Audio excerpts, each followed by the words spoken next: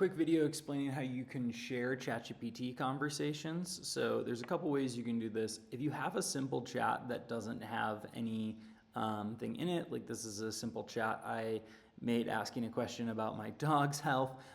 If I wanted to share this with my wife, it will immediately create a link here and I'll be able to share this with people pretty simply with a link here. And if I do actually copy that link, great, it's copied to my clipboard, and then I open it. What other people see is that my internet is struggling. You can see that this right here is all going on.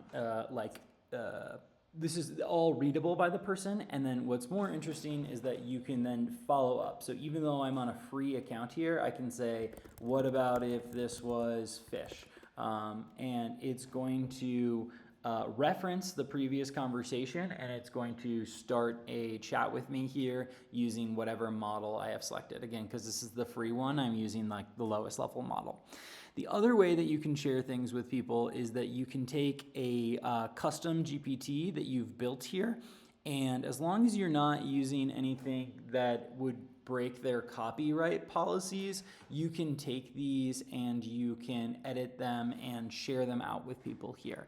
So again, my internet is struggling just a little bit, but once I have this, I can share this link, anyone with the link, or even put it in the GPT store so other people can find it. But once I send this link, this background is here, and while none of my previous conversation is here, they're basically able to use the same tool that I am, and so should have kind of more consistent results. So if you make a tool that's really effective, you can share that with other people.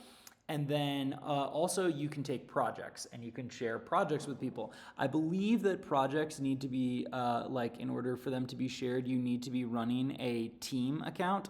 And so remember, there's the difference between the business, the personal plan plus, and then the team plan plus. If you plan on using this with your team and you want it, you do get 2 users here. And then you're also able to share things more collaboratively and do that kind of collaborative workspace here. And then you also know that you're paying a little $5 extra a month, but you're able to make sure that your data is totally excluded here.